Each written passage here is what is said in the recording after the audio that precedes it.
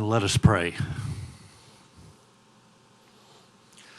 Lord, we come before you tonight in the interest of trying to do the best thing for the parish, for our citizens, trying to make the best decisions for all concerned, as many as we can.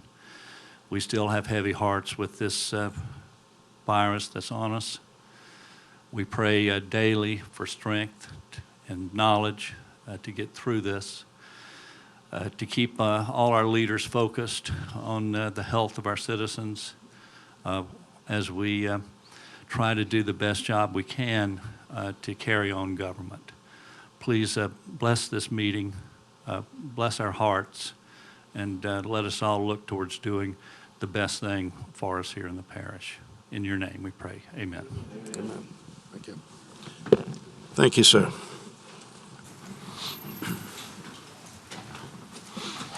Madam Clerk, would you please call the roll? Mr. Dean, Mr. Fitzgerald, Ms. Casabon, Mr. Davis, Ms. Tanner, Mr. Toledano, Mr. Lorino, Here. Mr. Canulet, Mr. Mike Smith, Ms. O'Brien, Mr. Stefancic, Mr. Bender, Mr. Airy, and Mr. T.J. Smith. We have a quorum. Thank you, ma'am. Appreciate it. Just a couple of comments for the public. The public has 3 minutes to comment on any item that is on the agenda. If anyone wishes to speak for or against an item that is on the agenda, would you please fill out a card and we'll pick it up, and when that item comes up, we'll have you up to speak to the council. But remember, it's a 3-minute time limit. The next issue we have is appeals. Tonight, there will be no appeals heard. If anyone is here on an appeal that you're filed or interested in, that will not be heard until next Wednesday when we have a special meeting on the appeals only. So I just want everyone to know that in case you're here for that, and you're more than welcome to stay, but I just want to make sure that that's out there. So seeing no one leaving, looks like we have a lot of interested people in our schedule tonight, and that's a good deal. So we'll get on. Mr. President, would you proceed with the presentation, sir?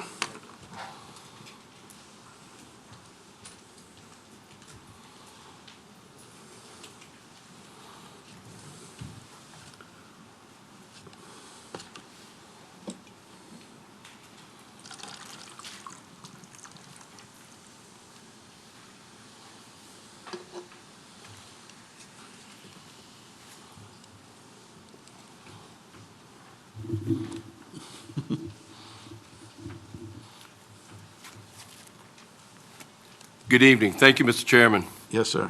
And good evening, ladies and gentlemen. I have 2 proclamations in front of me this evening for Employees of the Month for St. Tammany Parish government. The first is for the month of July, and the second will be for the month of August.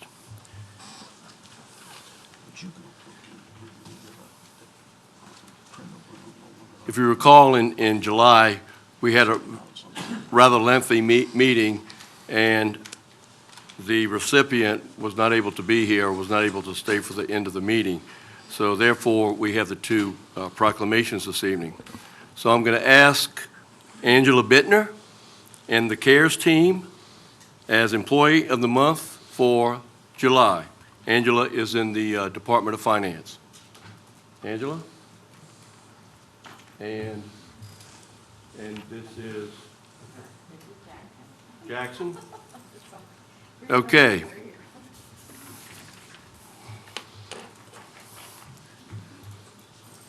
Angela, I'm going to let you hold that while I read this into the record. Whereas Angela Bittner, a certified public accountant, certified internal auditor, and certified fraud examiner, began service to the St. Tammany Parish in September of 2005 as an internal analyst in the Department of Finance.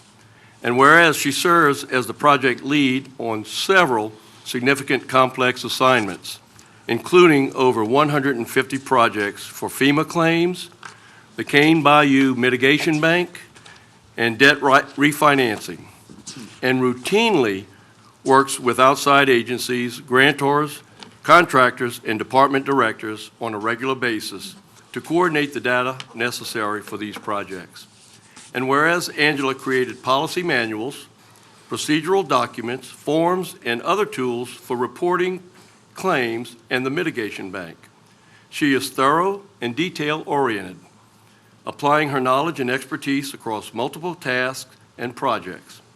And whereas Angela, along with the CARES team, are currently working on the CARES claim for the parish and are coordinating the submission of claims for our subrecipients. And whereas Angela Bittner is an overall outstanding employee and performs her duties in an exemplary manner. Now therefore I, Michael B. Cooper, as parish president of the great parish of St. Tammany, do hereby recognize the hard work and dedication and accomplishment of Angela Bittner and the CARES team of the Finance Department as Employee of the Month, July 2020. Angela? We're going to take a picture with, there we go.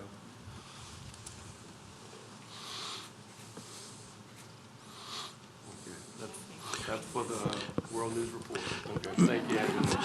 Mr. President, can I say something? Yeah, and would you like to say something too, Angela? But yes, Yes, sir. Chairman. Angela, I just want to say thank you.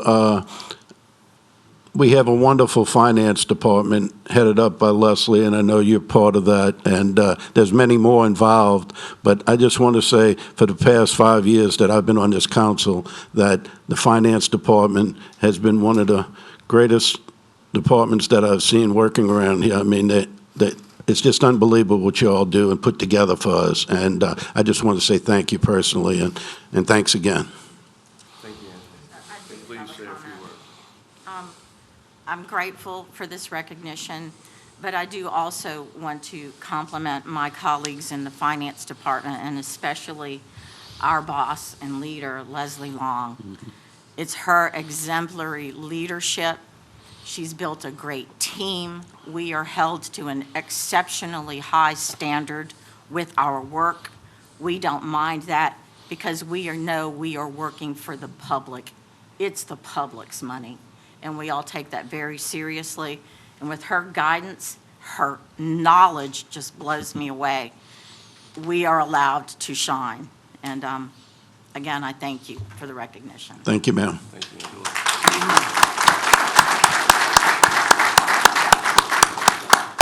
And I have to say, when I called Angela to acknowledge this award, she said, only if you will let me acknowledge the CARES team, those who I work with. So that's why it was included on the proclamation.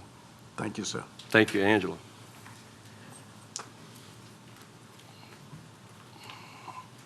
So our next proclamation is for the month of August.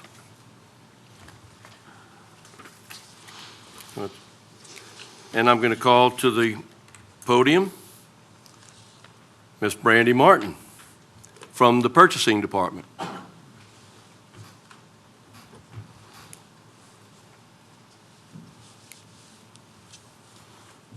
Congratulations, Ms. Brandy. I'm going to let you hold that and read that while I read along here. Whereas Brandy Martin began service to St. Tammany Parish in January of 2012 as a buyer in the purchasing department, and through hard work and effort was promoted to assistant to the director of procurement, and then most recently, contracts manager in the Department of Procurement. And whereas she is responsible for various duties, including the processing, purchase requisitions, and reviewing, creating, and soliciting projects, while at the same time ensuring parish government adheres to all local, state, and federal regulations. And whereas Brandy works on a daily basis with outside agencies, contractors, vendors, and parish departments to ensure that St. Tammany Parish government is provided all materials and supplies and project contracts to maintain the continuity of the government. And whereas Brandy is hardworking, tenacious, and willing to go above and beyond in order to get work completed and meet established deadlines. And whereas Brandy Martin is an overall outstanding employee, performs her duties in an exemplary manner, and is dedicated and committed to serving the citizens of St. Tammany. Now therefore I, Michael B. Cooper, as Parish President of the great Parish of St. Tammany, do hereby recognize the hard work, dedication, and accomplishments of Brandy Martin as Employee of the Month for August 2020. Brandy, congratulations.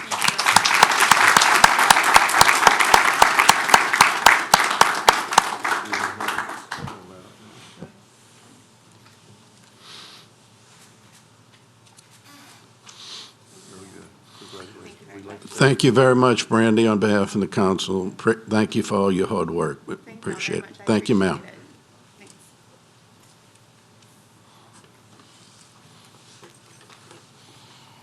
You got a busy night there, Mike.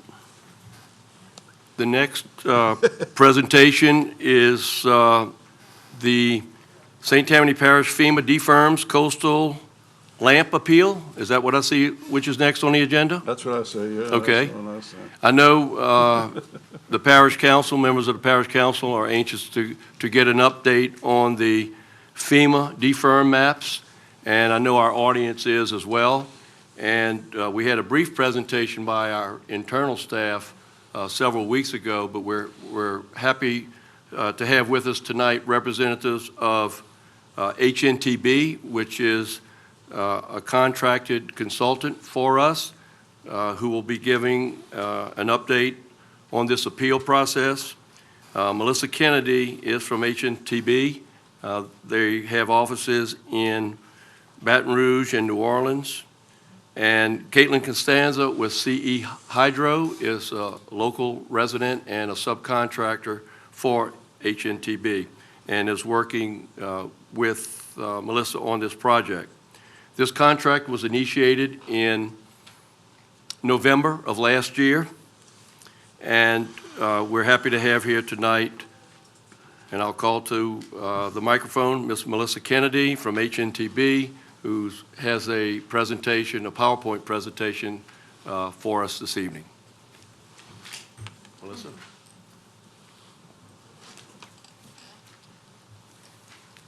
Thank you, President Cooper. Thank you, council members. And I also want to thank Donna Odell from engineering, who I've been working with on this project since we were contracted. So tonight I want to talk about the FEMA flood insurance rate maps and the status of the appeal based on the coastal area and the LAMP analysis that's been done.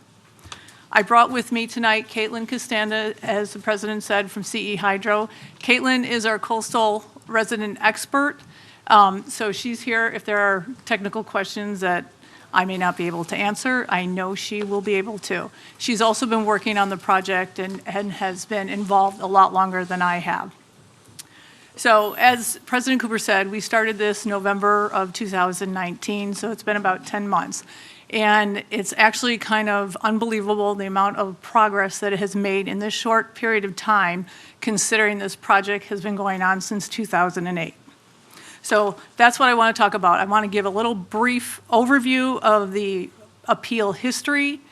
You had a summary of that by Donna a couple weeks ago or whenever that was, so I'm not going to talk a whole lot about that, but I do want to get more into the coastal work, kind of give a little refresher summary on coastal analysis and how that plays into this whole appeal, and the review that we've done on the coastal work, as well as the review we've done on the LAMP analysis that's been completed for the levee systems in this area. And then I want to talk about the current opportunities and path forward. So what you see here is a chart. It's a long chart. It's a timeline that basically extends over, I've got two slides, that covers the time period. This started again in 2008 when FEMA first submitted the preliminary updated flood insurance rate maps. I don't want to go again, since Donna talked about this a lot, but there's been a lot of history back and forth from 2008 with the parish appealing the coastal work, then the parish having questions on the LAMP analysis work, and FEMA denying and keep proceeding with the analysis without really taking into a lot of the parish's concerns into consideration. One of the big items regarding that was the fact that the parish had not been able to obtain all of the coastal information that was done in the preliminary analysis. So that was of grave concern. So subsequently, I want to kind of jump forward. You see the little star on the timeline. Just prior to that, FEMA has actually come back to us and relented and said they've put a stop on the LAMP analysis and said we will now consider new coastal information based on what the parish has indicated, and when the parish submits all that information, FEMA will review it and they will decide if it warrants it, they will redo the analysis. So that actually is a big win. It's taken a long time to get there. So the star that you see on that is what we were hired to do, is to help put that coastal information together. And I don't know in terms of why FEMA has had a change of heart. I don't know if it's because of the relentless asking for information and not getting it, and then finally them acknowledging that they had not provided it, or whether it's our comments that we've had on the LAMP report, or whether the other thing that I have to give Caitlin a lot of credit for, she did a ton of research on the entire FEMA process, on the appeals process, on how this is supposed to go. And we put together a letter for the parish we sent to FEMA, basically outlining all of the things where we felt that FEMA did not follow their own internal processes. So again, I don't know, what the precipitation was for FEMA coming back and saying we now will stop and give you guys a chance to pull all your information and evaluate that. Oh wait, I want to go back. So the star is where we're trying to collect everything and put all the documentation together. We're pretty close to being done with that. We're going to submit it in stages to FEMA as each of the required reports are completed.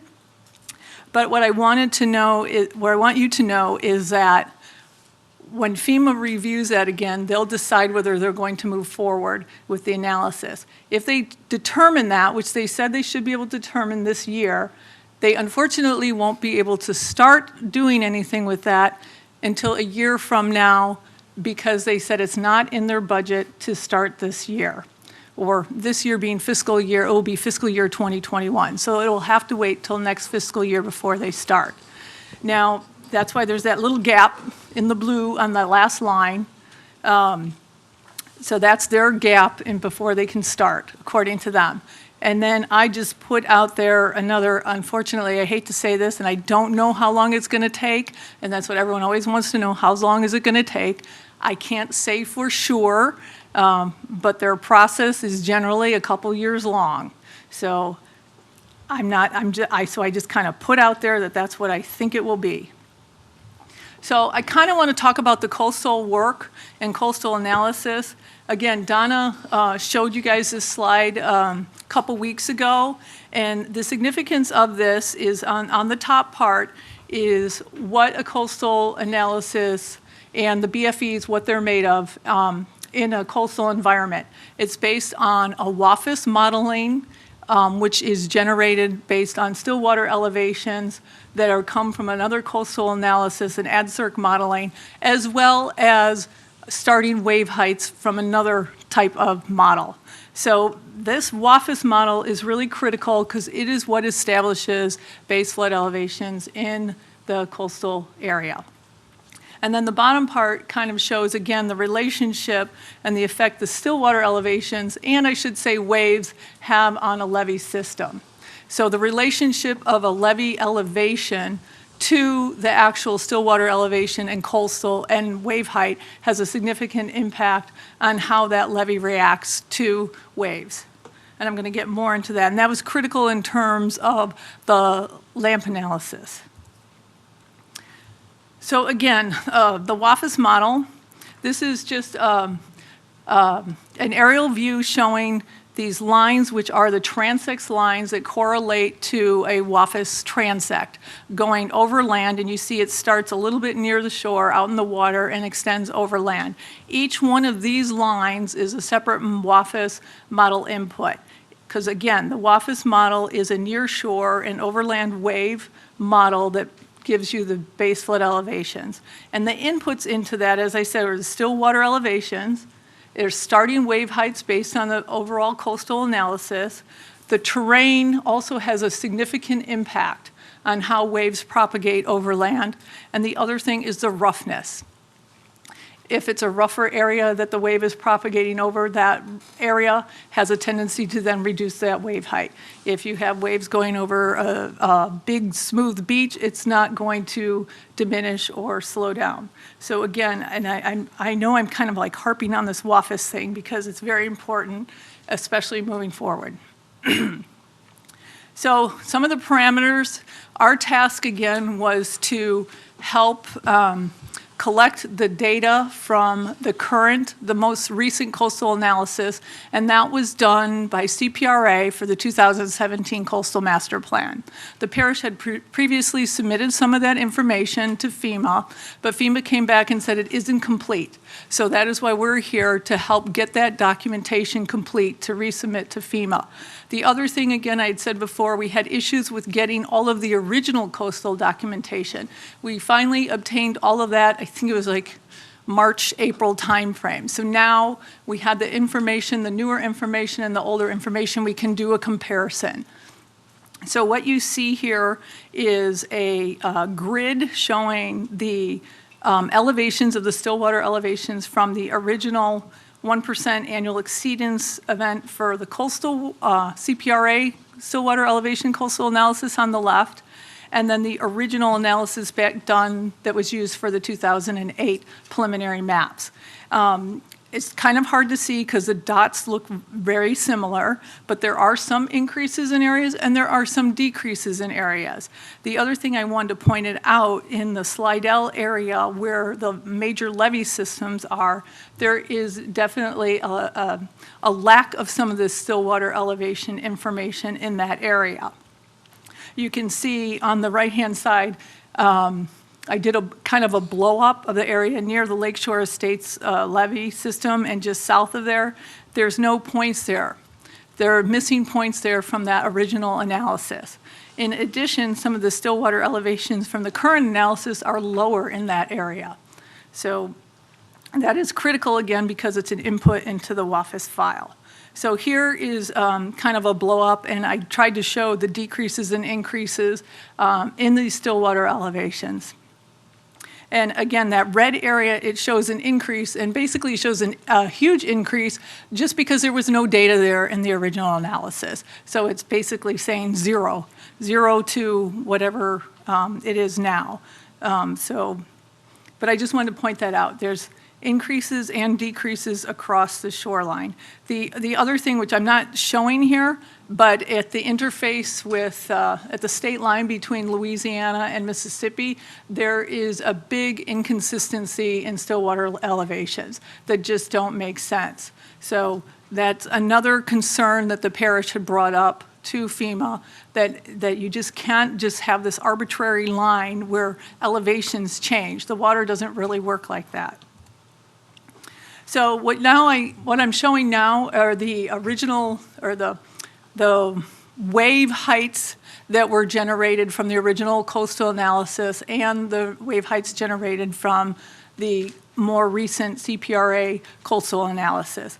As you can see on the left, those are the original wave heights points utilized for the FEMA 2008 map, and you can see there aren't very many points. On the right are the current ones, or more current ones, from the CPR analysis.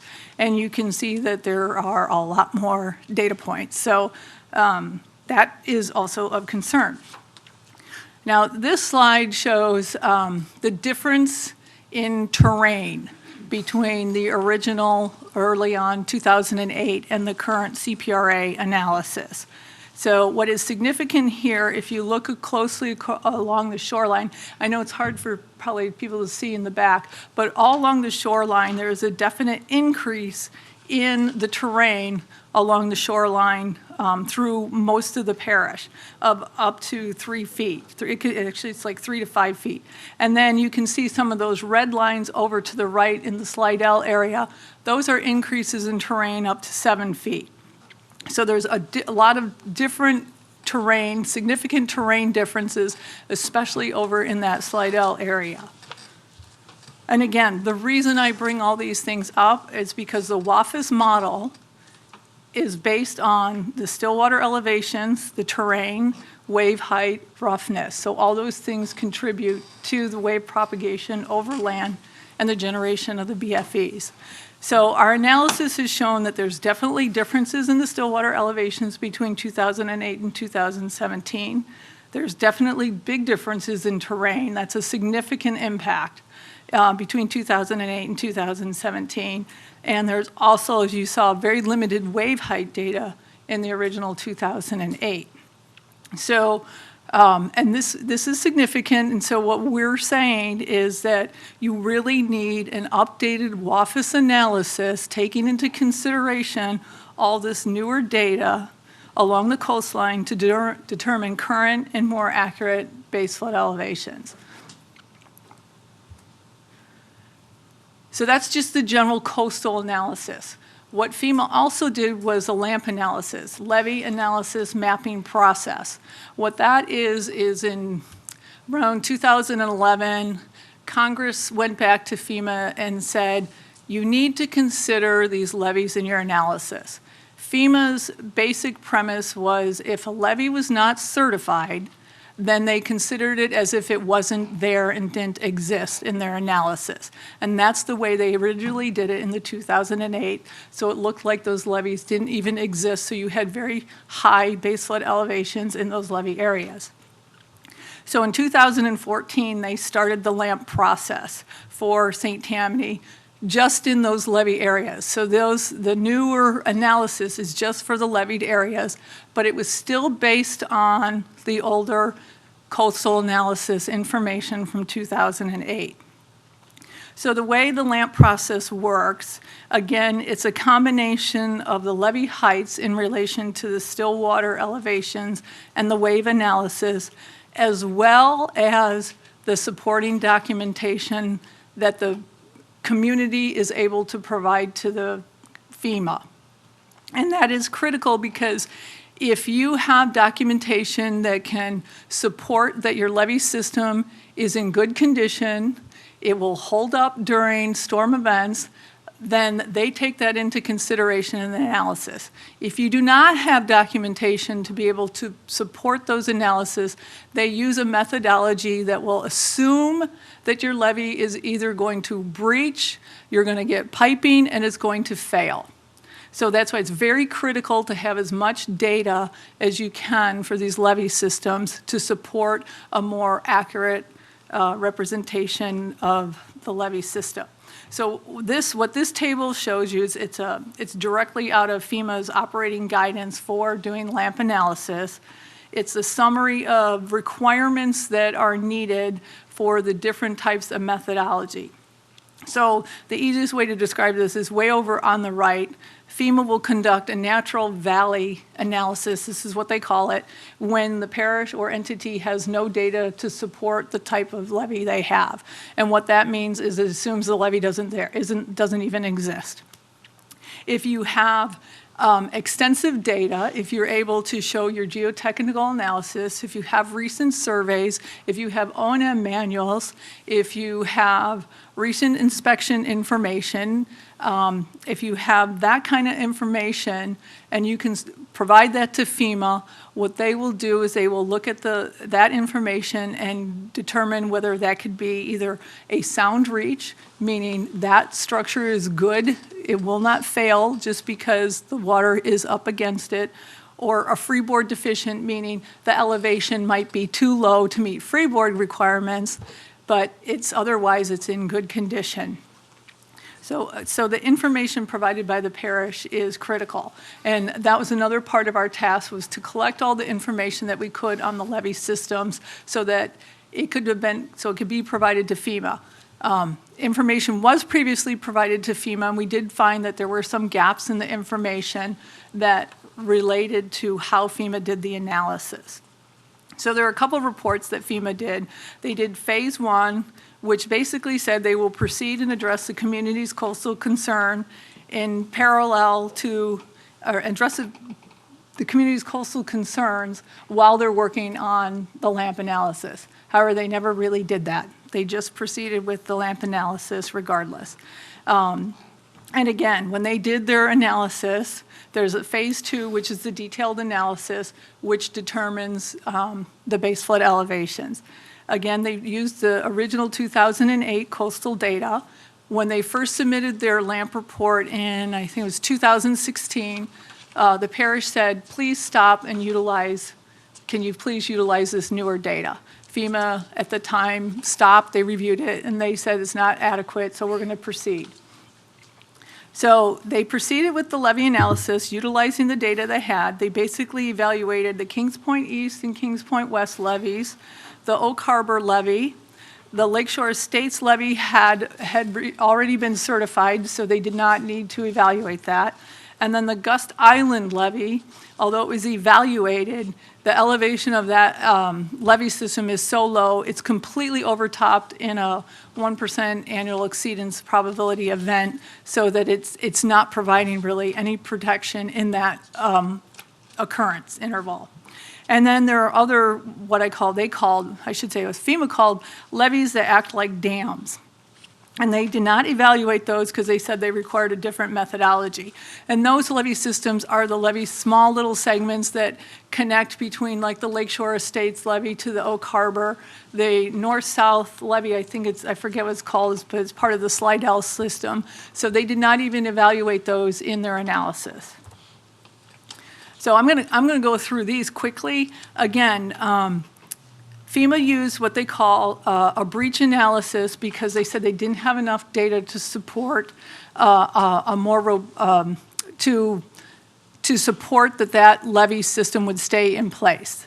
They said they didn't have that information. The parish didn't provide that information.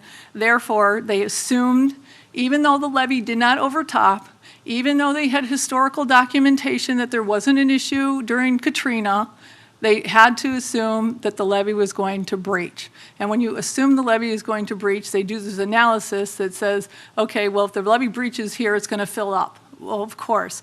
So they do this little analysis at different segments along the levee, and they came back with a resulting base flood elevation in the Oak Harbor area between 6 feet and 8 feet of inundation. There had been a LOMAR for the Oak Harbor area, but they said it was no longer effective because they are doing this new analysis. So that was the Oak Harbor. Kingspoint West, similar situation. There is no supporting geotechnical information for Kingspoint West or East. We had heard that it got destroyed during Katrina. Now, I will say on Oak Harbor, FEMA did not have any geotechnical information, but we have subsequently found that there is geotechnical information for Oak Harbor. So we feel that we can give that back to FEMA. If moving forward, then that will help with the analysis in Oak Harbor. Same thing, Kingspoint East, there was no supporting geotechnical information, so they assumed this analysis. And this one, they said, based on their analysis, it's going to fill up to 12 feet with water during the 100-year event. I'm sorry, I forgot to tell you on Kingspoint West, I can't read it. 10, okay, thank you. It'll fill up with about 10 feet. Now, I think we know that that's not how these levees have been functioning, so it's not realistic, and that is what the concern is. So when we looked at all the information and data available, we said, okay, these are the missing pieces of information that we really need to support the FEMA doing the LAMP analysis. Should they go forward utilizing the new coastal information, they're going to need some more survey, inspection. The areas are going to need an interior drainage analysis. And then I should have an X here on Kingspoint East and Kingspoint West. They do need some geotechnical investigation and analysis to support that levee. The other thing is if they decide, Oak Harbor, again, has the geotechnical information, but we need to provide an erosion analysis to prove that if the levee was over top, it wouldn't erode away. So those are the type of documentation moving forward that we need FEMA, that we can give FEMA to utilize in the analysis that will help support a more accurate analysis. The other thing is we would like the dam-like levees to be included in the evaluation. So, and we also want FEMA to utilize this updated coastal information, do the updated WHAFIS analysis, and do the revised LAMP methodology and get lower base flood elevations.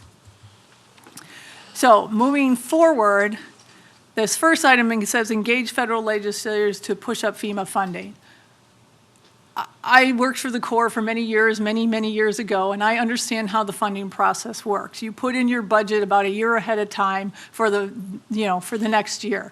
And so that's why FEMA is coming back and saying they would not be able to start for another year after we provide the data. So my thought or recommendation is let's get some of the federal legislators involved and see if they can work their little magic and get FEMA to find the money somewhere to push this up. That's just an idea. I know they can do things like that. They've seen it done before. And the other thing is when FEMA reviews the coastal information and says, yes, we need to move forward with a new analysis, we want to make sure they include those other levee segments that are actually within the parish in the analysis. And in the meantime, while FEMA is doing their thing, it's an opportunity for the parish to obtain some of this other supporting technical documentation that is needed for an updated LAMP analysis. So that's what I have. I don't know how long I took. I hope I didn't take too long. Questions? Any questions? Mr. Bender. Thank you, Mr. Chairman. Ma'am, thank you for your excellent presentation, both verbally and on TV. Appreciate it. I represent all of the 7 subdivisions of Oak Harbor. Okay. There's it's not considered a subdivision, but there is one other piece that Councilman Airy represents, Marina Drive. Okay. The three subdivisions that are protected by the Oak Harbor levee system, which is only 3 out of the 7 in Marina Drive, okay? In Katrina, none of the homes in those 3 subdivisions flooded. 0. Now, I'm not in any way disparaging FEMA, although I don't need help with that. You know, back when it occurred, it was known as the four-letter word of a hurricane season, okay? But I also don't want to disparage, I'm kidding you, but I don't want to disparage the Army Corps of Engineers. I understand the process, and that's not determined by you. The geotechnical data is available on the Oak Harbor levees. We have not a 100-year storm, we have probably a 500-year storm. That is the only storm that has ever flooded the Slidell area, okay? And I've been living there since 1975. My home was built in 1963. I was a half a mile north of these homes that were protected by this Oak Harbor levee, not even close to the lake. And my home had 4 feet of water. All the way to Gauze Boulevard in not only my district, in Councilman Mike Smith's district and a part of Councilman Airy's district, all the way to East Gauze and regular Gauze. That is a long way.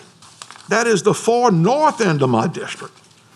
We're talking about 6 miles from the lake, easy. We had homes flooded. So the 3 subdivisions protected by a levee that was, I'm not arguing with you. I want to get an answer when I get to the point. This was developed by the developers that built these 3 subdivisions 25 to 30 years ago. I don't think 25 or 30 years ago there was a concept of approvals by the Army Corps of Engineers or whatever. To be fair to the Army Corps of Engineers and the great people of, as our parish president says, our great St. Tammany Parish and other parishes, the only levees that broke were the ones that the Army Corps of Engineers built. The 17th Street Canal between New Orleans and Jefferson Parish horrifically put 20 feet of water into Lakeview. Now, this is a certified levee. And the London Avenue Canal, again, Army Corps of Engineers levee and certified by the Army Corps. Not only certified, built by the Army Corps. These people, and I'm happy for them, since the levees have been rebuilt, their flood insurance is back at about $500 a year at 0 sea level, protected by 2 levees made by the Army Corps, certified by the Army Corps, that have a history that they broke, and ours have a history by a developer that did it. They held. And the other one that didn't break is the levee directly behind those 3 subdivisions, which is part of the Schneider Canal levee system. Also didn't break, not the Army Corps. So my question is this: aside from the fact that big government generally doesn't work very, very well, okay? But I understand we have to deal with it. This geotechnical data, along with the known history of a 500-year storm, will that allow us to get what we're supposed to have gotten after Katrina happened? That's my question. I would think yes. Good. Because again, there was a LOMAR also, an effective LOMAR for that area, which showed, I think it had the BFE of 1 inside the levee. And we brought that up in the analysis. We talked about that. We said, well, wait a minute, you already have this LOMAR that you approved previously based on whatever data you had at that time. Nothing's changed. Why are you changing it? But FEMA says when they go to do an updated mapping analysis, they relook at things, and I don't 100% understand, but No.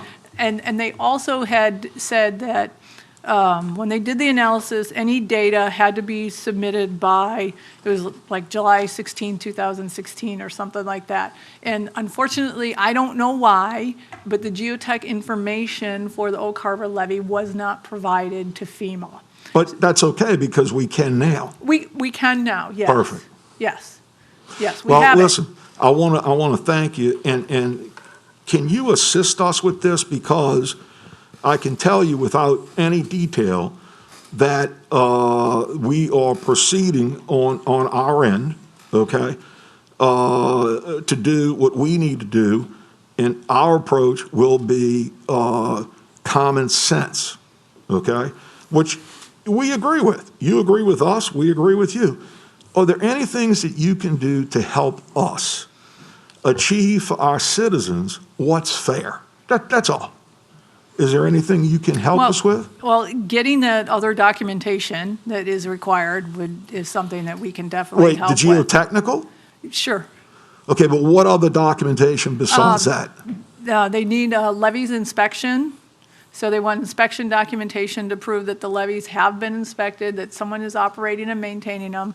There is an operation and maintenance manual, but it mostly touches on the levy system.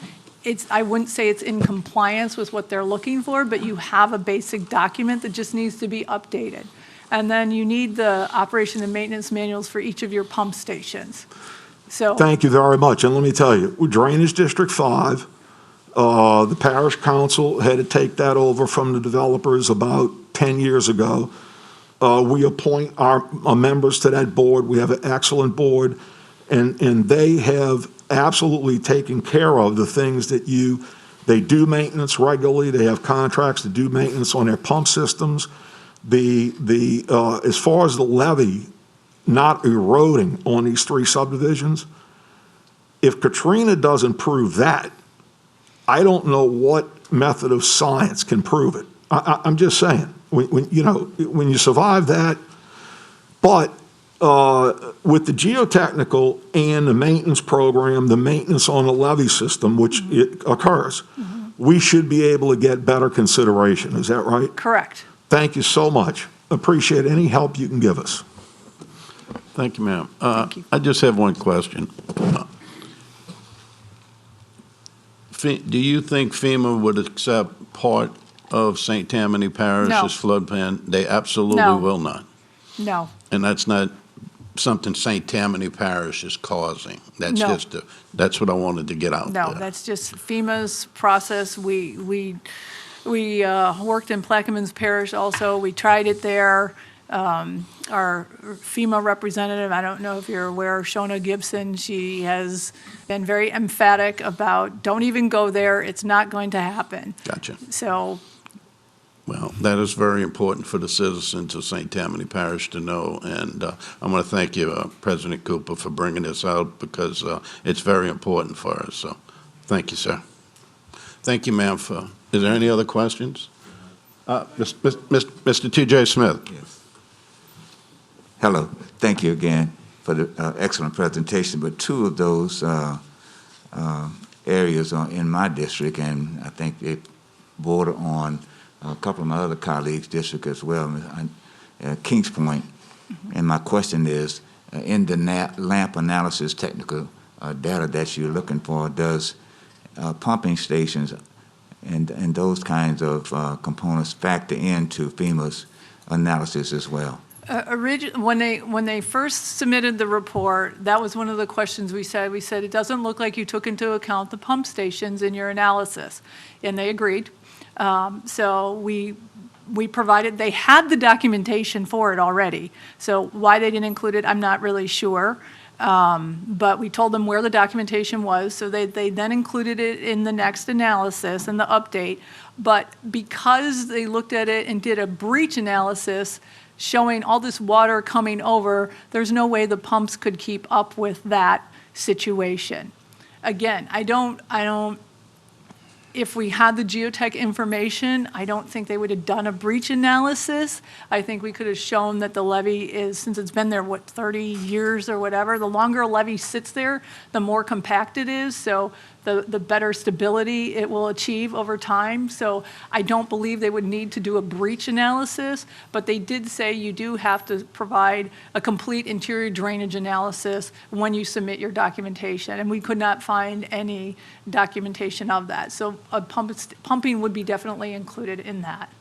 And I forgot also one other piece, floodgates. Was not included because it wasn't constructed at the time. Mm-hmm. It would be now included going forward. Thank you.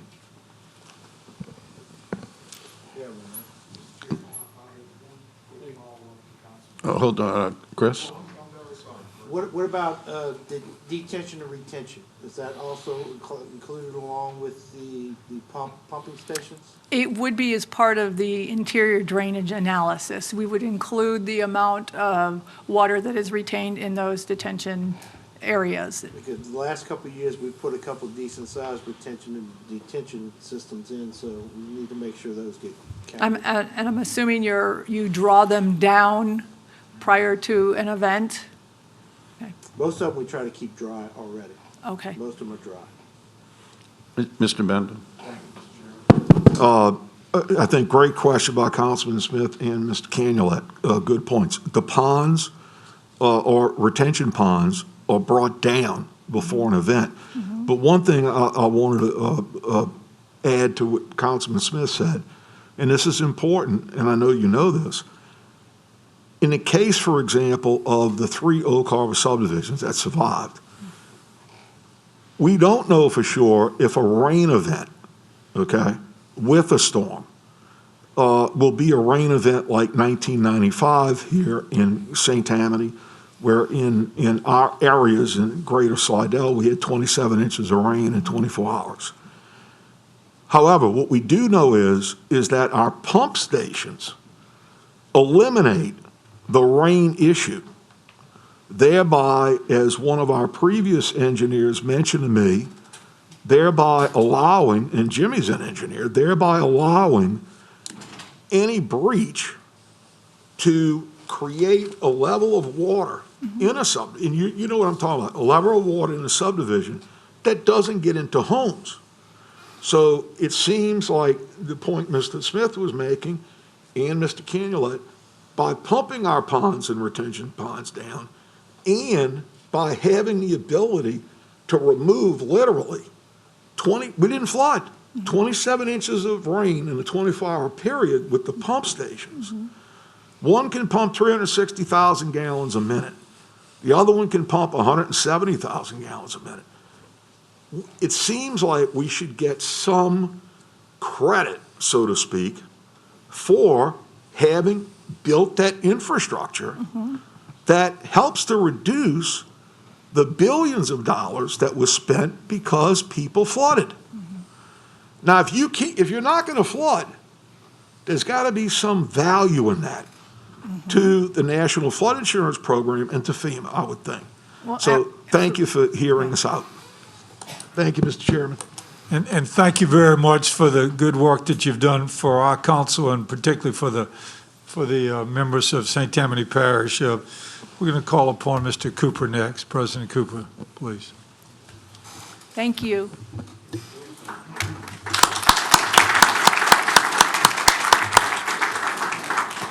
And good luck. Thank you. Before I get into my next presentation, I too want to thank Melissa and Caitlin and their staff in working with our departments, Dr. DeEtte Smythe, and Donna Odell, and the other engineers and staff that we have that they're coordinating this effort for on our behalf and on behalf of our citizens. So thank you all very much for your work. Okay, I have another presentation. This presentation is in recognition of a retiring longtime employee here at St. Tammany Parish Government, and I'd like to call Mr. Mark Crawford up to the stand, please.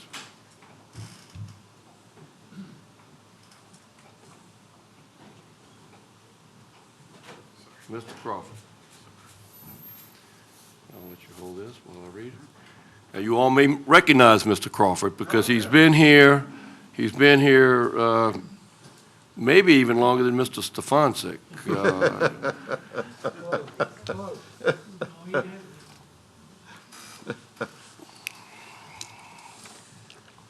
It gives me great honor to present this to Mark. Whereas Mark Crawford has served St. Tammany Parish with distinction in the Department of Public Works for over 36 years, starting in May 1984 as a grass cutter and quickly being promoted to group leader, then Area 2 foreman, leading the Hickory, Bush, and Fritchie Barns. In 2015, Mark was promoted to the administrative office as field operations manager, and in 2018, he was selected as the Assistant Director of Public Works Operations. And whereas with his hands-on style of management, Mark has supervised countless employees and has mentored numerous new supervisors, demonstrating that successful supervision begins with respect for others, no matter what their level And whereas in the last 4 decades, he has witnessed the unparalleled growth of the parish and has ensured the excellent continuity of community service by passing on to many his vast historical knowledge of our roads and drainage. And whereas, while in parish service, Mark has worked through many disasters in the protection of St. Tammany Parish, working storms and other emergency events, including the pre- and post-storm activities of Hurricane Katrina, and now the COVID-19 pandemic. And whereas Mark Crawford has been an outstanding, devoted servant of St. Tammany Parish and has dedicated his entire working life to the service of others. He has been a positive influence in St. Tammany, and he has now, as he now retires, he will be missed by all who have served with him.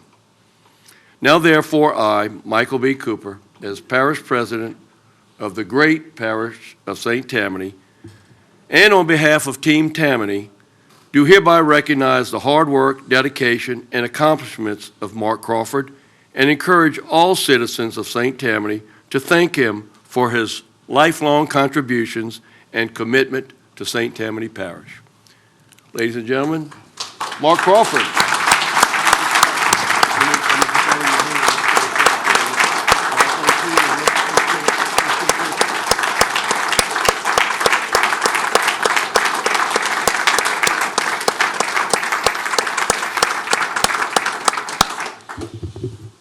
Let me give you the opportunity to say a few words. As you can see, his family, friends, his work family, and many others are here to share this recognition this evening for Mark. So, Mark.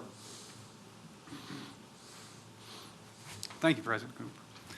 I just want to say I really appreciate it. I've enjoyed working with everybody, administration, council members throughout the years. Some of y'all have only worked with a few months, but I have enjoyed it. Some of y'all a few decades, so. But it's been a journey, and I really do appreciate it. I appreciate all the other directors that and their crews and staff that have helped me. I really want to thank Shannon Davis, Director of Public Works, who I've learned a lot from. He's taught me a lot, as well as Bobby Westerfield, the Assistant Director, who's helped me.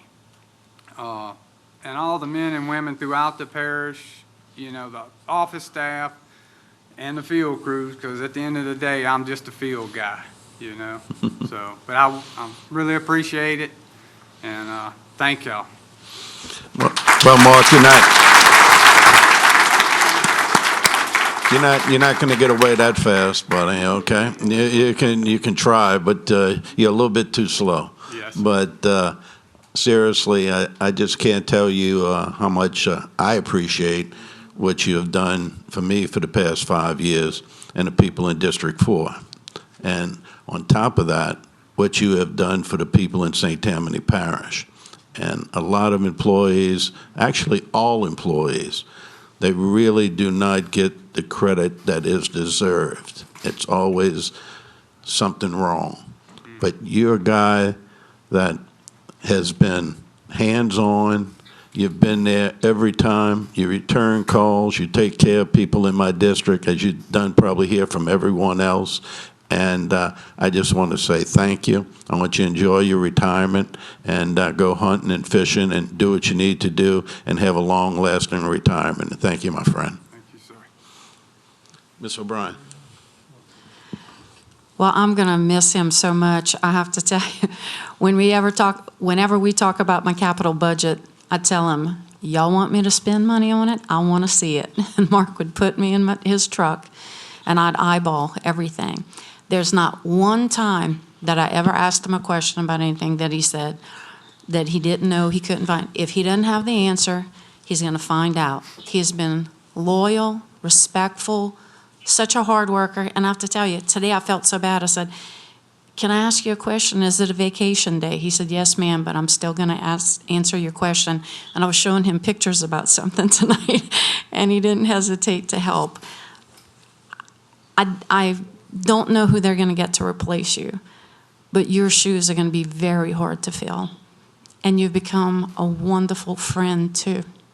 And I'm still taking you to lunch before you leave. Mike? Steve? Steve, you want to go last? Yeah, Mark, you know, I've been around a long time.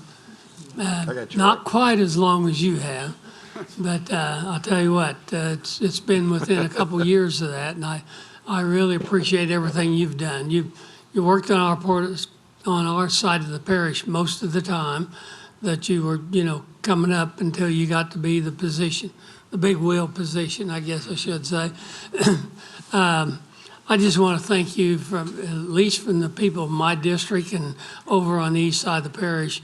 You've done a fantastic job for us, and I really appreciate it. And I know you working with Shannon has done wonders for us, and we wish you good luck. You know, I hope you get Scotty and some of them up there to go fishing with you and hunting with you, and your brother Greg. So thank you for being here, and thank you for your time for St. Tammany Parish. Chris? Oh, man. What? This is going to be a good one, huh, Mark? Look, don't stop getting nervous. Look, you get to tell Thompson on even terms now.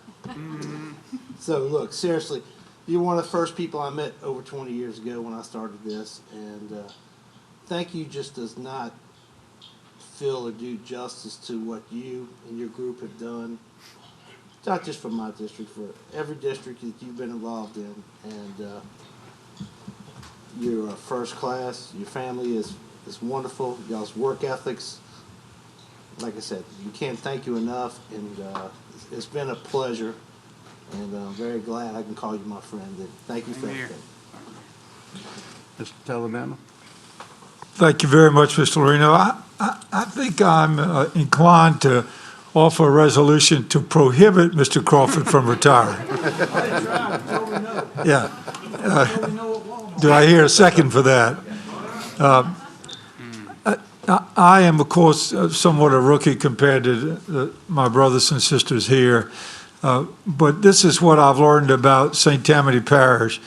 As a general rule, we have the best employees, I think, in this state of Louisiana, and actually the most devoted employees. It's more than just people coming to work and getting some type of job done, but these guys, and particularly Mark and his crew, have been out there from the middle of the night in my district to whatever time, for whatever amount of time it takes to get things done.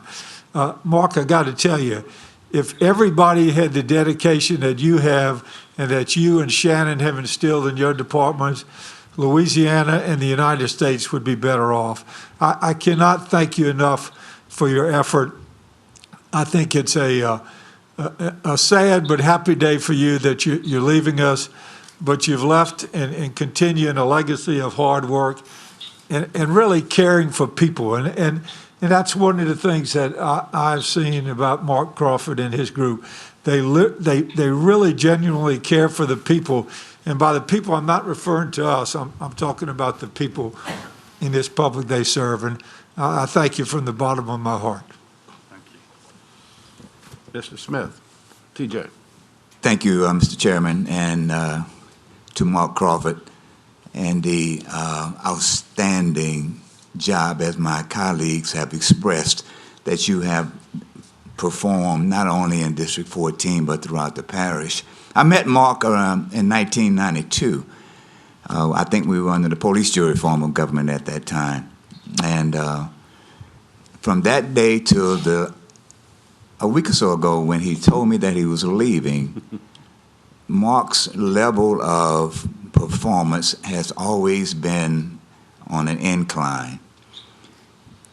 One Sunday morning when we had a flooding problem in my district, and I got calls from a lot of constituents about water threatening their homes, I said, who can I call? And I called Mark Crawford. And by the time I got on the scene, I found him in the middle of a canal on foot, clearing out debris to give the drainage in that particular drainage basin some relief so that water could continue to flow. And I said, where in the world will you find an employee or anybody that takes their job so seriously than that example? But during emergencies, Saturdays and Sundays, when he was not on call and was not scheduled to be at work, this is the guy that you could depend on to get the job done with no excuse.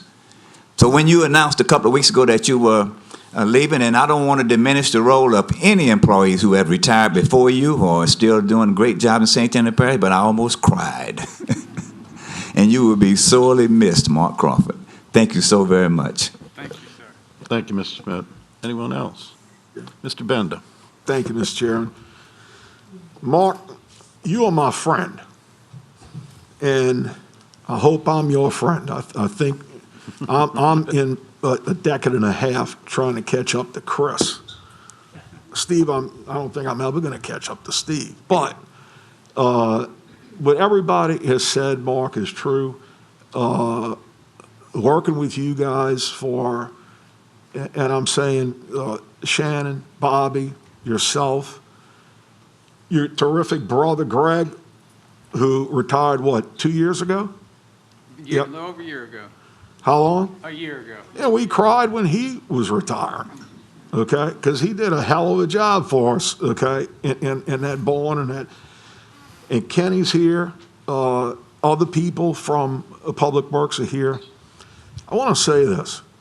Often, people have asked me, and I won't mention what organizations, not in St. Tammany Parish government, in higher levels, whether it's a state or federal level, why is it that large departments, bureaucracies, whatever they want to call it, have a tendency to not work? I don't have an answer to that. What I do have an answer to is why our largest department in St. Tammany Parish does work.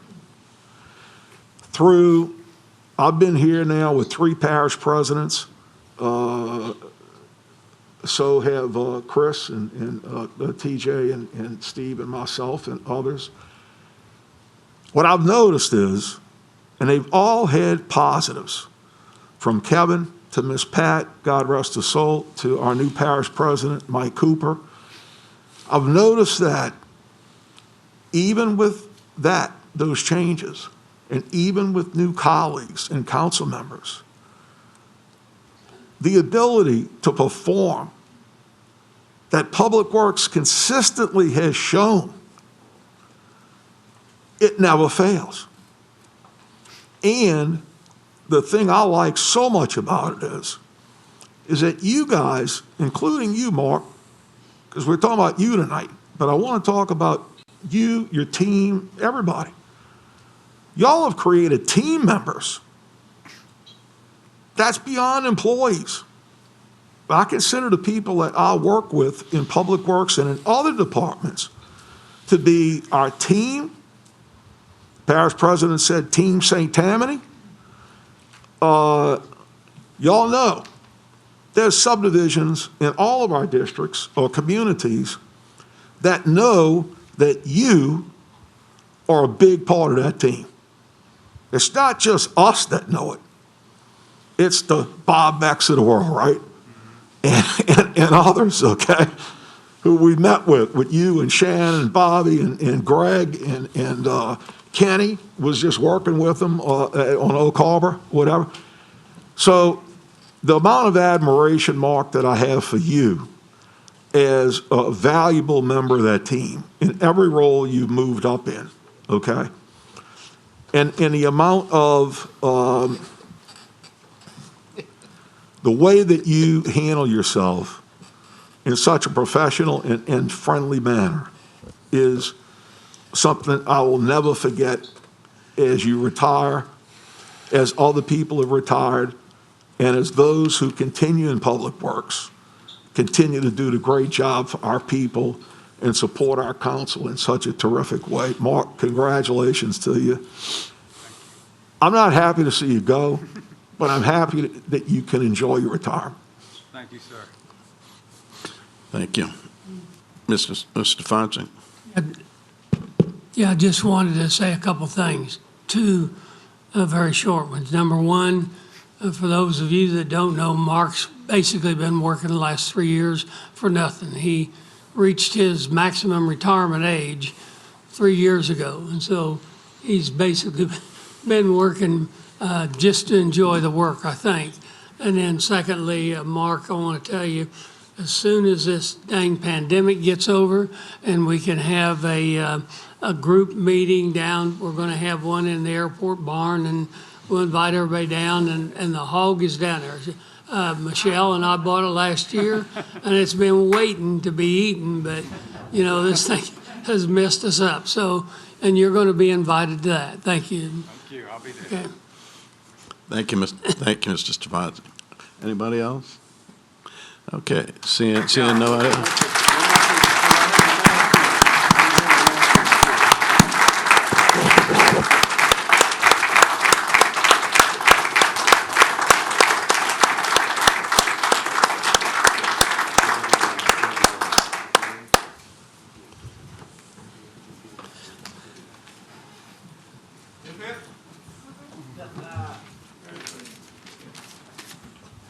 We'll get Thompson now.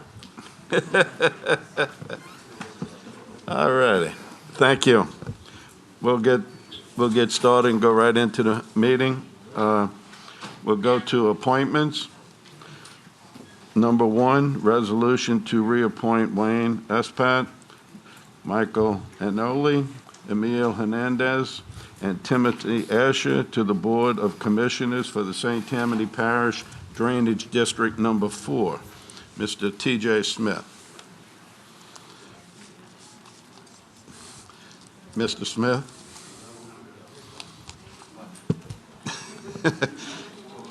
You want to make a motion for your number 1? Okay. Motion by Mr. Smith, second by Mr. Toledano. Please vote. Any opposed? Seeing none? Motion is unanimous, 1 absent. Thank you. Resolution confirming the appointment of Carmen Butler and confirming the removal of Antoinette McLean from the Board of Commissioners for the St. Tammany Parish Library Board of Control, parish-wide. Mr. Smith, we must have a motion to suspend and then to appoint. You make the motion? Motion by Mr. Smith, second by Mr. Toledano. Please vote if you're in favor. Yes. Any opposed? Motion is unanimous with 1 absent. 1 absent. Thank you. Resolution to appoint J. Scott Bigners to fill a vacancy on the Board of Commissioners for the St. Tammany Parish Development District. Motion, we need a motion to suspend the rules. Motion by Mr. Stefanski, second by Mr. Canulette. All in favor? All right. Any opposed? Seeing none, thank you. Motion is unanimous with 1 absent. Number 4, resolution to reappoint Scott Day, Bill Newton, and Mike Tillman, and to appoint Joan Kaufman to the Board of Commissioners for the St. Tammany Parish Development District for terms to begin January 1st, 2021. Motion by Mr. Bender, second by Mr. Stefanski. It's a motion to suspend the rules to appoint. All in favor? Any opposed? Seeing none? Motion is unanimous with 1 absent. Thank you. Number 5, resolution to appoint Lenny Thompson and to reappoint Ronald Garrity, James Holden Jr., and Reverend Nero Covington to the Board of Commissioners for the St. Tammany Parish Fire District Number 12. Motion by Mr. Toledano, second by Mr. T.J. Smith. All in favor? Thank you. Motion is unanimous with 1 absent. Thank you. Items to pull for this meeting. We have no ordinances for introduction at this time to be pulled. We'll go to resolutions. We have resolution number 7, CS number C-63, excuse me, 14, to be pulled. That's all we have so far, so I'll go to Mr. Smith. Do you have any item you'd like to have pulled, sir? Nothing, Mr. Smith. Mr. Fitzgerald? None. Mr. Taladano? Thank you. Mr. Canulet? Ms. O'Brien? Mr. Stefanski? Mr. Bender? Ms. Casabon? Ms. Tanner? Mr. Airy? Mr. Jimmy Davis? Mr. Mike Smith? Thank you. Okay, we have none. Mr. Fitzgerald. Mr. Fitzgerald? I did Mr. Fitzgerald, yeah, got it. He waved at me back there. Okay. Mr. Cooper or the administration, do you all have anything you wish to pull, sir? No, sir. Okay. Legal, is there anything that you wish to pull? Anyone in the audience, is there any items that you would wish to have pulled to discuss? Okay. We have none. So I'd like to have a motion to move on all items not pulled, consent calendar. Motion by Ms. O'Brien, second by Mr. Canulet. Please vote. Thank you. The motion is unanimous with one absent. We'll go through a whole bunch of pages here. Mr. Canulet likes that. We'll go to number 7 in resolutions. Resolution CS number C-6314, resolution to acknowledge and confirm the President's appointment of Animal Service Director. Mr. Cooper, please.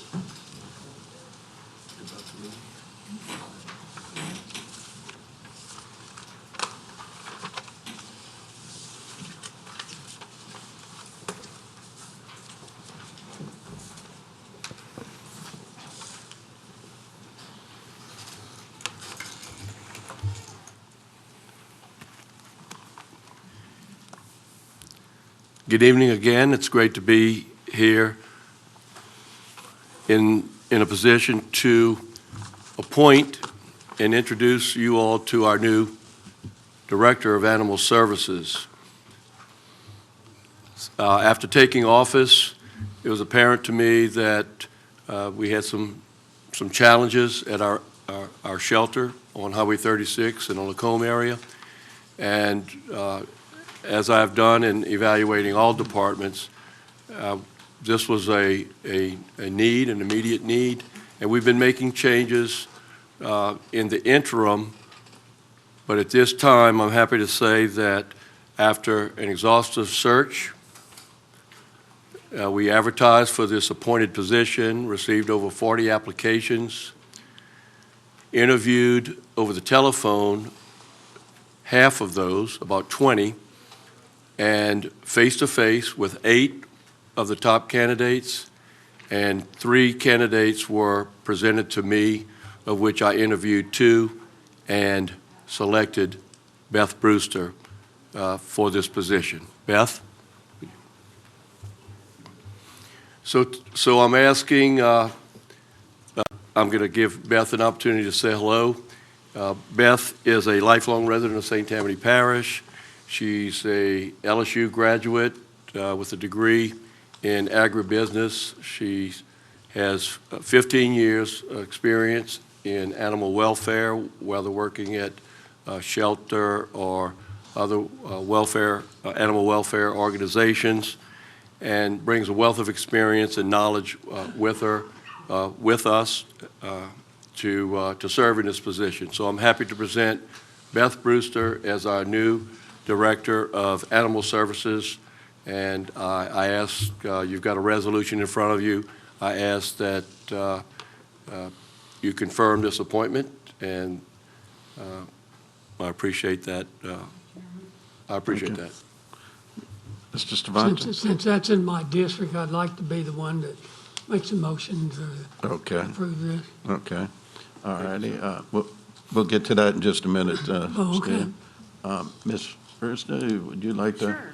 Come up, please. It's funny, I recognize some faces, Mr. Stefanczyk, when I worked in Slidell Memorial many years ago, and so I'm glad to be back in St. Tammany Parish and saving animals. Great, great. All right, thank you. Mr. Stefanczyk, you make a motion? Yes. Motion by Mr. Stefanczyk, second by Mr. Bender. All in favor? Aye. Any opposed? Seeing none. Thank you very much. The motion is unanimous with one absent. Congratulations, ma'am.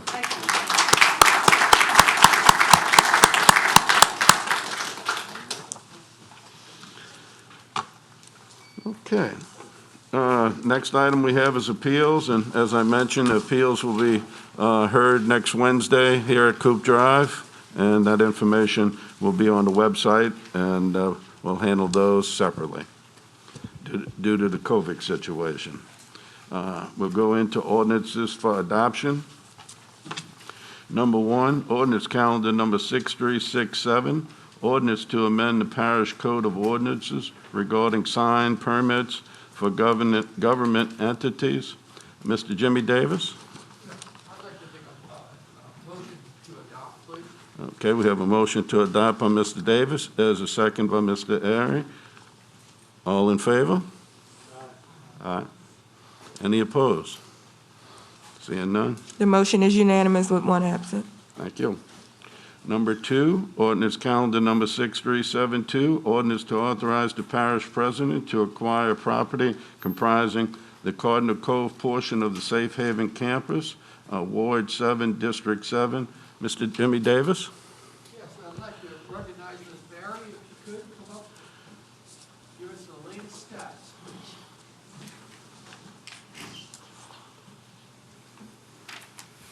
Good evening, everyone. Thank you, Councilman Davis, for giving me this opportunity. Let me just fix this.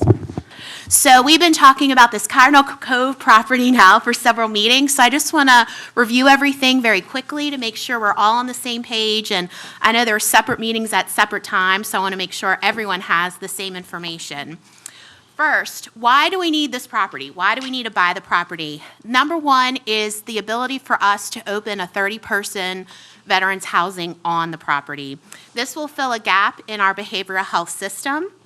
We'll be able to work with Veterans Court as well as other behavioral health agencies in their work towards treating veterans, as well as we have interested operators who are ready to partner with us and create a sustainable by paying rent for the facility and giving us return to our long-term investment.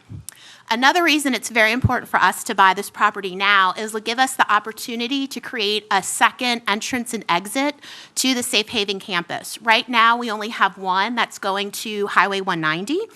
And that concerns me when you have ambulances and law enforcement needing access. So this will be the only piece of the campus that will actually touch the Mandeville bypass when it is created. So funding, how are we going to actually buy it? We're going to be using Community Development Block Grant from HUD. This has been approved by HUD and allocated for this project. If the funds are not used by the end of September, we have a possibility of losing funding in the future because we will not meet our timeliness test. And why now? Why are we buying this property now? The funding is available.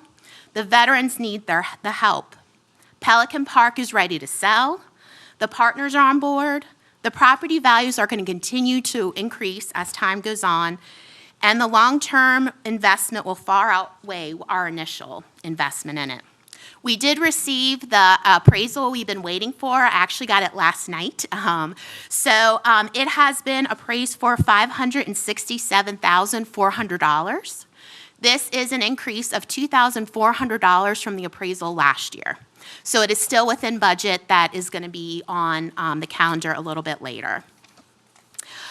We did receive a letter of intent from Pelican Park saying, yes, in fact, they are interested in selling it. They have submitted the survey, the finalized survey they received. They have submitted it to Planning and Zoning for the minor subdivision hearing next month. So that is ready to go on the agenda. Also, at our last Safe Haven Advisory Board, the committee has voted in a resolution of support of this project. So its parish government, as well as our other partnering agencies, are with us in supporting this endeavor. I also have some letters of support for Covington Behavioral Health, which is a behavioral health hospital in Covington. Recently, they've expanded their services to include veterans, including a whole wing for veterans, as well as outpatient services. So we've already talked about if they're veterans at our residential housing, they're providing transportation to their services in Covington. So we'll be able to have that overall rounded partnership, as well as veterans themselves. John Wells and many other veterans I've been talking to support this project as well. And the last thing I think I need to address is the actual, I call them cottages on the property, the actual buildings themselves. So how much do we think it's going to cost to renovate those? Because we all know they do need some renovation. There are 6 buildings total that total about 13,000 square feet. There are 4 buildings that actually, 5 buildings that are actually residential where people sleep in, and then there's a community building. So when we're estimating construction renovation projects for the parish, we say about $81 per square foot.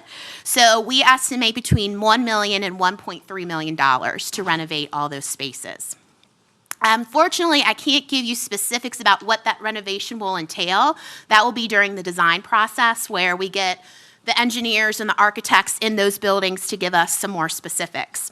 But funding, so how are we going to pay for that 1 million to 1.3? I'm hoping to do a combination of funding. I think that's always the best ideal situation. So here's a couple things we can do. Number one, we still have Katrina grant funds that have not been used yet. This is an ideal spot because they were evacuated during Katrina, so we can definitely tie it to that natural disaster. We also have more CDBG funding, and this project is eligible for those funds, as well as capital outlay, which we sometimes get from time to time from the state. And through our research, we have found that the Home Depot has a grant for veterans housing. So that would be something that we would apply for once we own the property to go after that, to make sure we're being as diverse and going at as best funding sources as we possibly can. And once we get those funds, especially if HUD funding is anywhere a part of this, you have to make sure you meet lead paint, asbestos, any kind of infrastructure that we'll need to address during that, it will have to meet building codes. So it won't, I hate to use this term, we're not just going to be putting lipstick on a pig. You know, we're going to be truly renovating these buildings and getting them up to standard. Does anybody have any questions at this time? Maureen? I don't have a question, I just wanted to make a comment, because I've asked this poor girl so many questions, and thank you for being so thorough with everything. I had also had some concerns about infrastructure issues for the main campus. Those have been covered. I understand we have over $5 million from LA Safe that's going to be taking care of sewage, and they've worked on the chillers and everything else. So my questions have been answered, and I'm very excited about the future for helping veterans in general. I mean, they've given up a lot for us. It's time for us to step up for them. So thank you. Absolutely. I have a question, if you don't mind. Absolutely. The number that you called off, the 1.3 million, Yes. who did we consult with? Who did you consult with to get a Bruce cost Crouch. I'm Bruce sorry. Crouch, the Director of Facilities Management. Okay. He's the one, you know, his department was in charge of the renovation of Quad A, so he has some experience out there with those renovations. Mr. Smith, TJ? You mentioned that up to 1.3 million, that some of it is going to be coming from CDBG funding that's available now. Yes. Do you have an idea what that number might look like? What the number of CDBG funding, how much of the CDBG funding? Yes. I don't have the exact number because,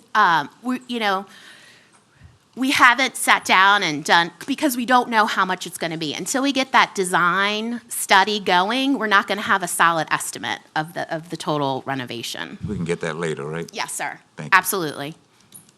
And obviously, you'll have another ordinance in front of you to then approve that when that time comes. Thank you. Mr. Jerry Bender? Yes, first, thanks for hanging in there with us, okay? I don't think anybody can say we haven't been thorough, but as Ms. O'Brien said, you've answered our questions very well. I was glad to hear your response to the question about what Mr. Reichert asked, which is who did you consult with? I was glad to hear it was Bruce Crouch, our Director of Facilities, an opportunity to give a kudo to another department. I work with Bruce, just for any of my newer colleagues, I worked with Bruce on the South Slidell Library. It was first-class job.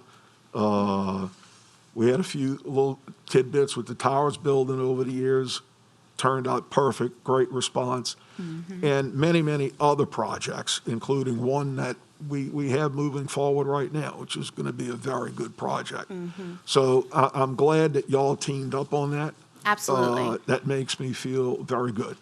I have to say, I'm very grateful to Bruce and his crew. They really keep the daily operations going out there. But I also want to appreciate Tim Brown and his crew that do TAM Utilities, as well as the Grants Department and Finance. It really is truly a group effort, and I very appreciate all the other departments' help with the Safe Haven campus. Mr. Jimmy Davis. I'd like to say this is a wonderful institution you're going to be having out there, especially in my district. I love that, you know. But the things that you have planned for the veterans and stuff is something that is absolutely needed. There's no question about that.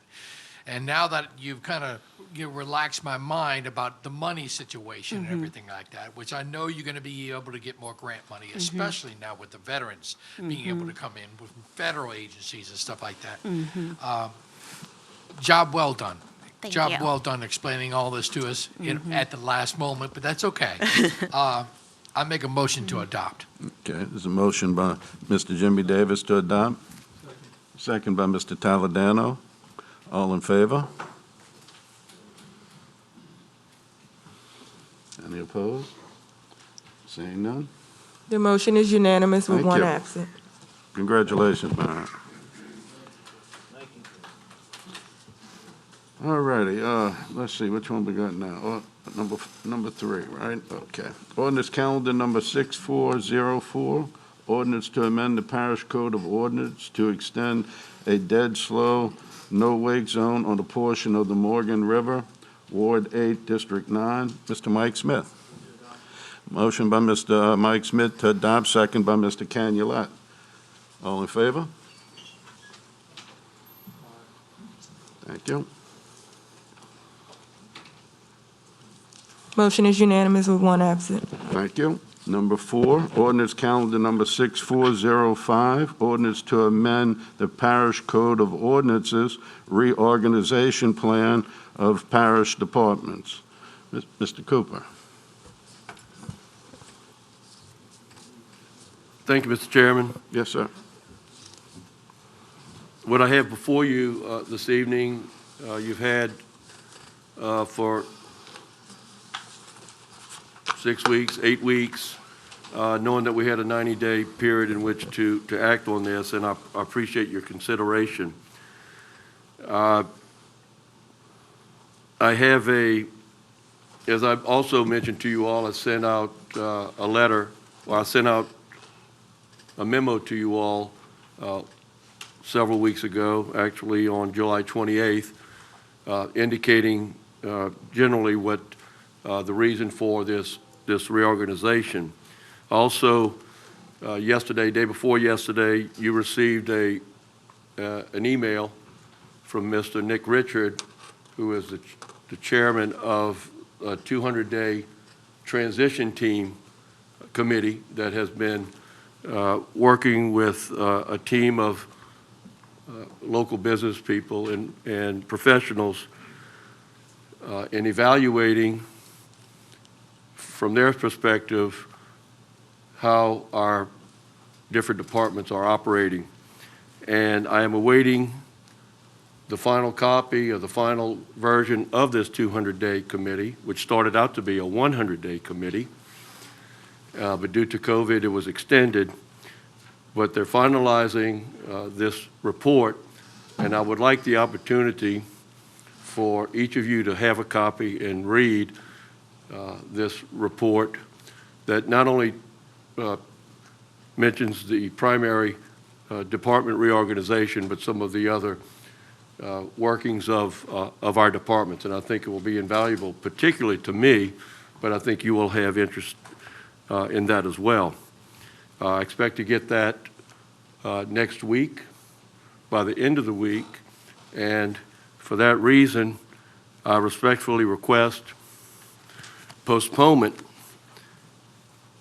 of this, your vote on this ordinance until the September 3rd regular meeting, which again should be within the 90-day period that I mentioned earlier.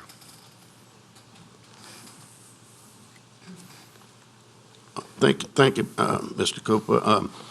Before I open up to questions, we've looked over the reorg, and really we agree with about 98% of it. But as you know, the council has a concern, as I do, on a portion with regards to public works. You're correct on the time limit of the 90 days of September 3rd. But by doing that, if we go down that road, if the council so chooses to go down that road, when we meet on September 3rd, we will only have an option of either voting it up or down as it is written by you and the administration today. We could not amend it, because if we did amend it, it would then go over the 90 days. So there is some concern with that, and the council has the right to look at it and do it. And I think Mr. Stefanczyk, I think you had a motion. Is there any discussion on this? Seeing no discussion, Mr. Stefanczyk, Mr. Chairman, I move to approve the ordinance. I'm sorry, I didn't hear you, sir. I move to approve the ordinance. Okay, the motion by Mr. Stefanczyk to approve, second by Mr. Toledano. All in favor? All opposed? Thank you. Motion fails with 13 nays and 1 absent. Thank you. Thank you for your consideration. Thank you, sir.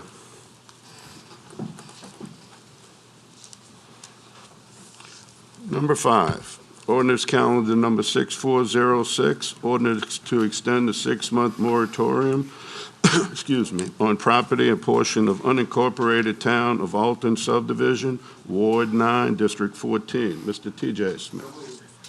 Motion by Mr. T.J. Smith, second by Mr. Mike Smith. All in favor? Thank you. The motion is unanimous with 2 absent. Number 6, or Can I get a clarification? You don't want us to verbally vote? And I'm asking this seriously because of our contingent signal here. I to can't hear verbally you. vote. Says take your mask down. You do not want us to verbally vote? No, you just raise Okay, your hand. gotcha. Just making sure. Thank you. Okay, number 6, ordinance calendar number 6407, ordinance to extend, the 6 months moratorium on property within a defined area within Council District 14. Mr. T.J. Smith. Motion by Mr. T.J. Smith, second by Ms. Cheryl Tanner. Please vote.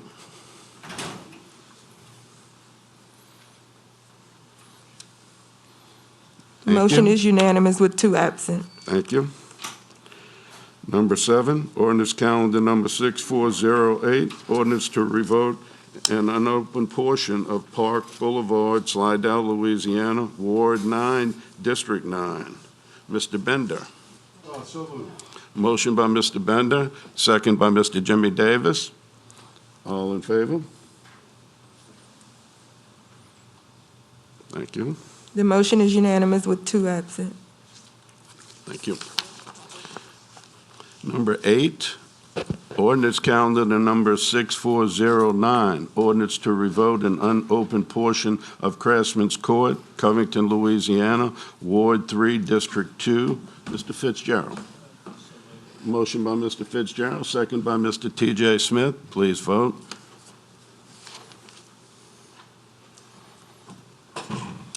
Thank you. The motion is unanimous with 3 absent. Thank you. Number 9, ordinance calendar number 6410, ordinance to declare a tax adjudicated property as surplus property and to proceed with the sale of same. Motion by Mr. Toledano, second by Mr. T.J. Smith. Please vote.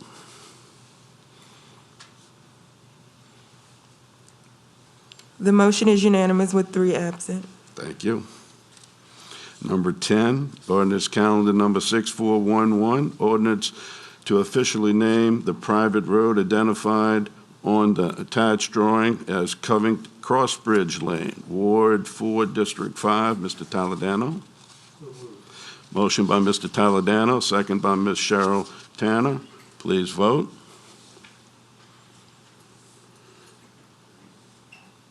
The motion is unanimous with 3 absent.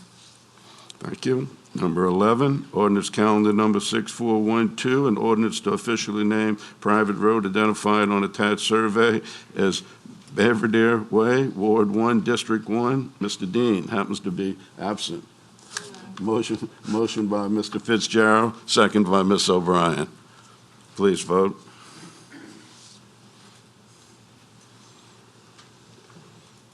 The motion is unanimous with 3 absent. Number 12, Number 12, ordinance calendar number 6414, an ordinance to correct the roads and drainage inventory to include Wells Road, Ward 1, District 3. Ms. Casabon. Motion by Ms. Casabon, second by Mr. Stefanczyk. Please vote.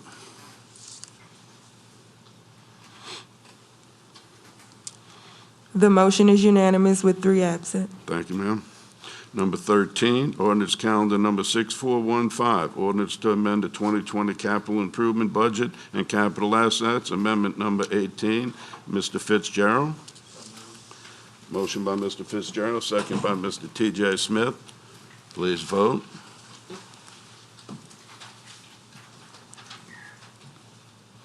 The motion is unanimous with 2 absent. Thank you. Number 13, ordinance calendar 6415. No, I'm sorry, I did that one. Ordinance calendar number 6416 to amend the 2020 capital improvement budget and capital assets. Mr. Fitzgerald. Motion by Mr. Fitzgerald, second by Ms. O'Brien. Please vote. The motion is unanimous with 2 absent. Thank you. Number 15, ordinance calendar number 6417, ordinance to amend the 2020 grants budget, amendment number 6. Mr. Fitzgerald. Motion by Mr. Fitzgerald, second by Ms. Tanner. Please vote.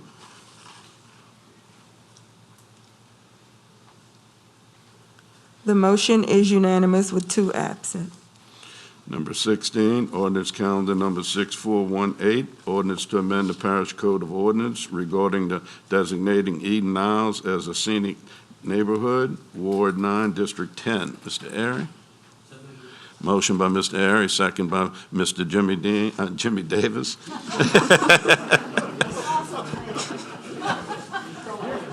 I'm telling you, buddy, I'm telling you. Motion by second by Mr. Jimmy Davis.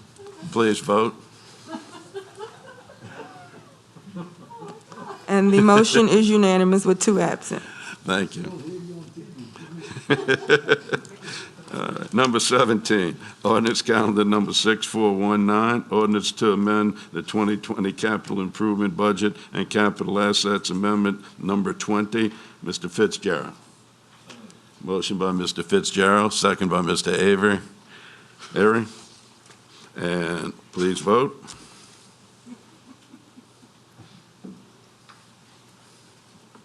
And the motion is unanimous with 2 absent. Thank you, ma'am. Okay, that's the end of those. We'll go to discussion and other matters. Motion to refer to the St. Tammany Parish Zoning Commission the revocation and removal of the manufactured home overlay, MHO, on all property fronting on Cody Lane, District 6. Ms. Tanner. The residents of this lane did not realize Hold on one second. Ms. Tanner, would One you second. get the mic from me, or get that, please? Thank you, dear.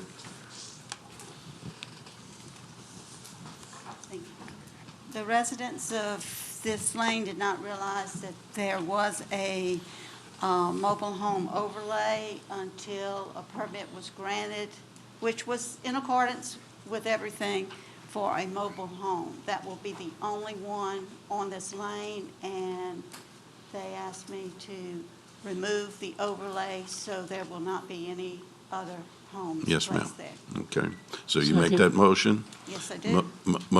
Mr. Stefanski? Second? Okay, Mr. Stefanski, second. We had a motion and a second. All in favor? Are you in favor? Mr. Toledano? Okay, The motion is unanimous with 2 absent. thank you. Okay. I have a motion to adjourn. Motion by Ms. O. No, no, Oh, you we got off the floor. Which one? One off the floor. Where's mine now? Next page. Oh, there it is. I got it.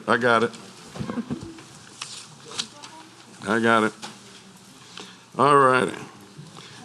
We need a motion of all the council members to approve to open up the off the floor. Motion by Ms. O'Brien, second by Mr. Stefanski. All in favor to open the floor for?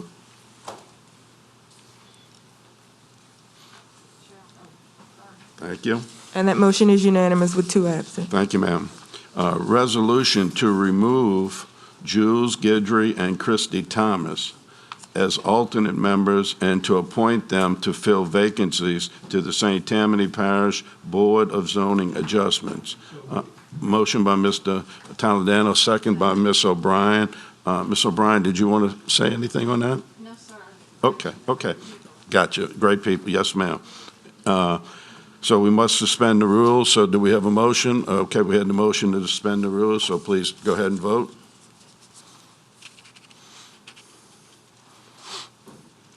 And that motion is unanimous with 2 absent. Thank you. And now I'll go back to my other motion that I'll get to you, Ms. O'Brien, and Mr. Jimmy Davis. Thank you. Thank you.